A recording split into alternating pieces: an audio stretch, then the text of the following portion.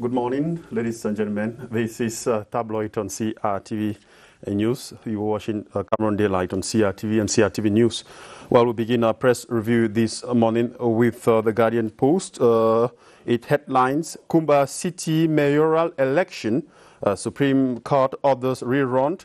The Supreme Court issued a ruling yesterday, September 24, ordering for a rerun of the City Council, thus the election of the executive of the Kumba City Council, Meme Division of the Southwest region.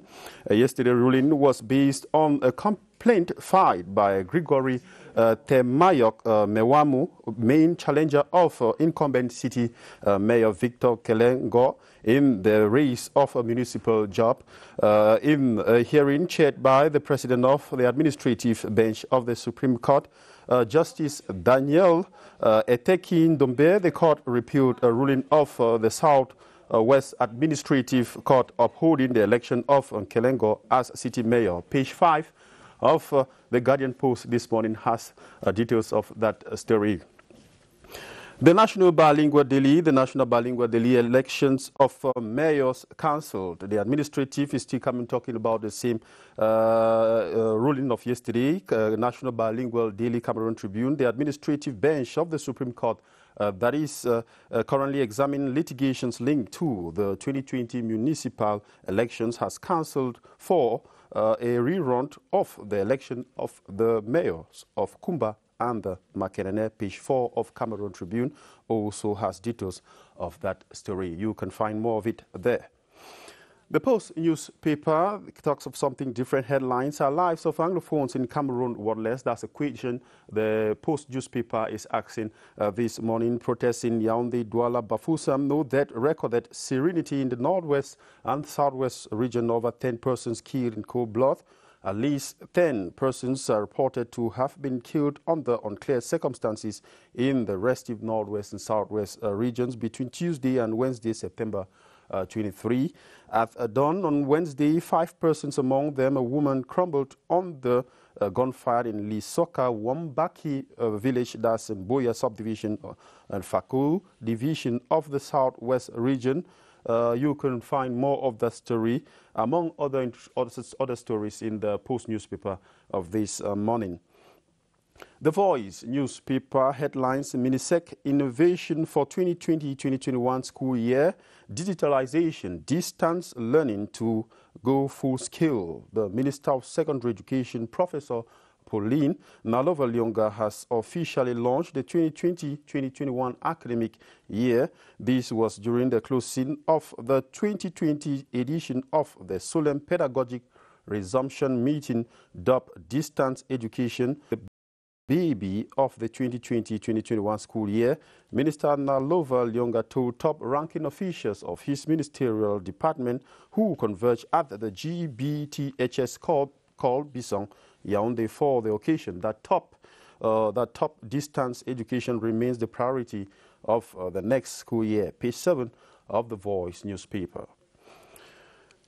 L'Étudiant newspaper headlines, Des coups, mi-jour, minuit. Of course, that's what the L'Étudiant newspaper headlines this morning. The Minister of Secondary Education, still in the same vein, the Minister of Secondary Education has indicated that owing to the current health context, the main challenge for the start of the 2020-2021 school year, scheduled for October 5, 2020, is to control student enrollment. Thus, their number per classroom has been, capped at 50, and the newly designed decks allowed for 2 students per decks. A pedagogic approach to be implemented is based on a 3-level system. You can get more of that story in the L'Étudiant newspaper. And Réalité Plus says c'est grave à la Sonacam. Les musiciens vont donner l'AVC à Bidumpat.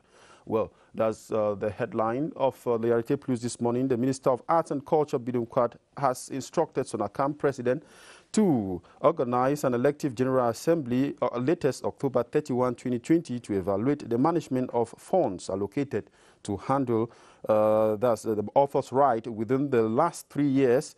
This follows administrative bottlenecks and internal wranglings plaguing their cooperation for some time now. Minister Bidum Quad has been violating, or rather, Sonakam has been violating texts as no General Assembly has been held. He adds that at the beginning of 2021, 80% of the money will be directed towards the author's right and 20% will be used for running of affairs at Sonakam. You can have details of that story in the Reality Plus. And we end up with L'Economie. It announces the death of the former president of the Chamber of Agriculture. President dies after barely 4.5 months in office. Joseph Roland Mata died in Tunisia Wednesday, where he went for treatment. He was appointed by presidential decree on May 8, 2020. He was a former member of parliament for Bomba and Goko division in the East region and former Secretary of State in the Ministry of Forestry and Wildlife.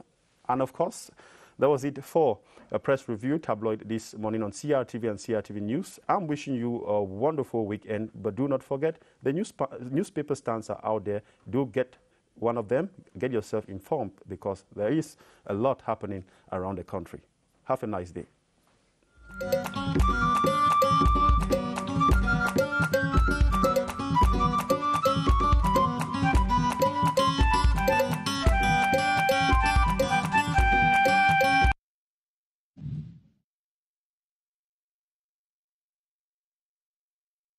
Un autre temps d'arrêt dans cette édition. On va accueillir Sadou Mamoudou. Il est là pour la revue de presse en français. Bonjour Sadou. Bonjour Catherine. Et le retour à la mi-temps dans les établissements scolaires. Les journaux en parlent. Naturellement Catherine, à l'image de votre sourire, je vois déjà forcément ces élèves-là qui sont en train également d'esquisser ce sourire qui pourra désormais charmer leurs enseignants. Cela dit, le patron du gouvernement camerounais, notamment Joseph Dione Ngouté, Premier ministre, justement, en a décidé ainsi en raison de la pandémie de Covid-19 qui menace de faire une résurgence et plus complexe que la première vague. C'est donc dans cette optique de mesures spéciales que le gouvernement camerounais, sous les éclairages notamment du ministre camerounais de la Santé publique, des différents patrons de l'enseignement, notamment l'éducation nationale, à savoir le PRIBER avec le ministère de l'Éducation de base, les enseignements secondaires Nalova Yonga, eh bien, l'État du Cameroun repart avec l'essai, notamment. Nous autres, on a expérimenté cela, Catherine, on se souvient encore,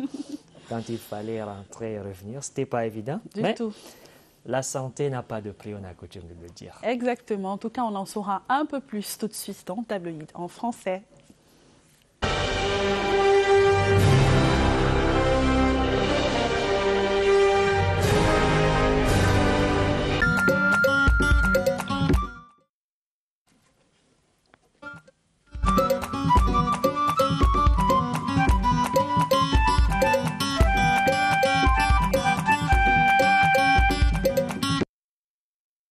Mesdames, Messieurs, c'est un plaisir renouvelé de vous retrouver chaque matin sur ces antennes de la CRTV et CRTV News pour notre rendez-vous quotidien avec la revue des Unes. Et nous commençons tout de suite à la une de Mutation ce vendredi 25 septembre 2020. Éducation, échec massif.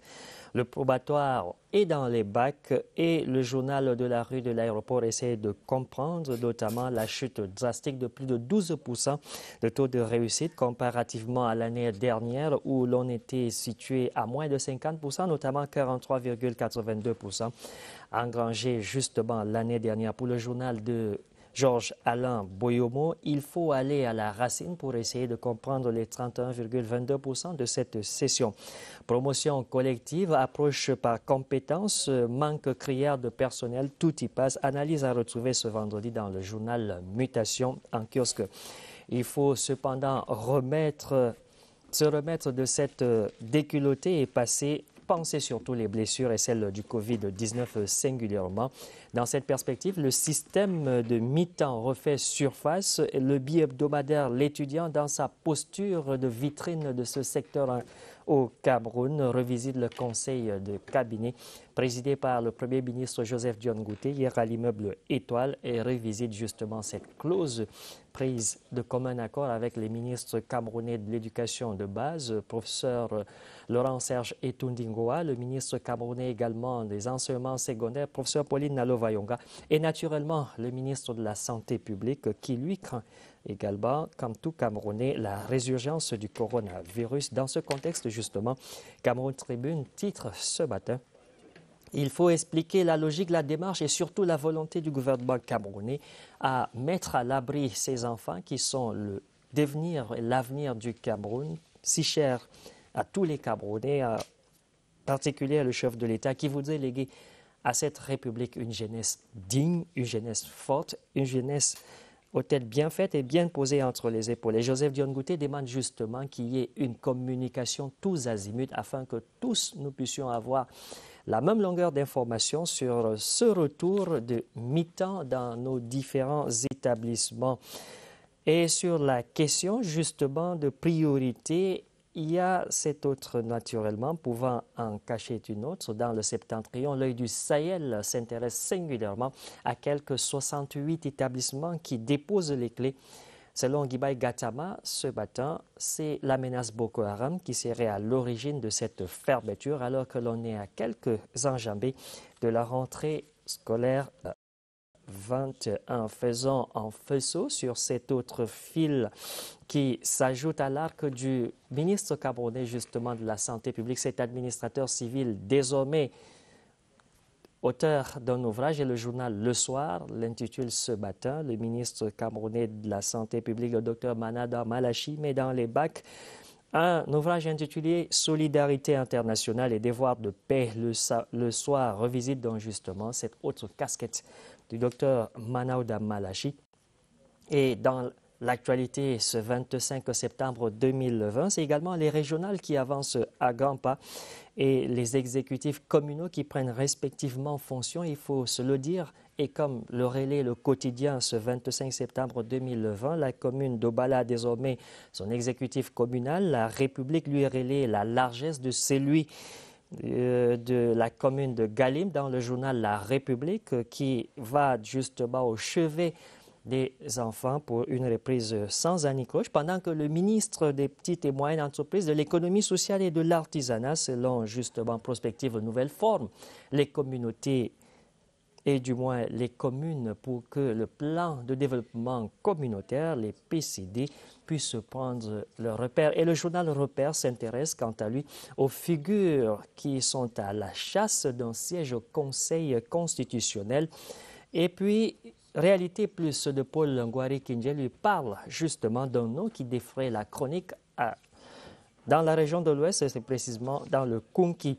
À la une également, le bilan de la marche échec du mouvement pour la renaissance du Cameroun et Essingang peint Maurice Kamto, enseignant de guerre, pendant que le quotidien Émergence parle de succès ou échec.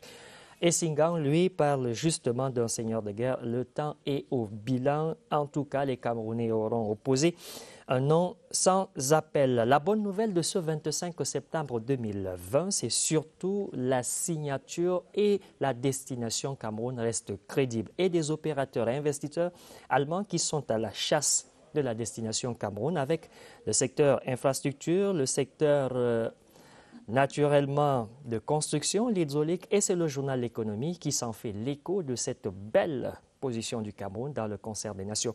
Voilà, mesdames, messieurs, Djoumoua Moubarak. À lundi, Inch'Allah.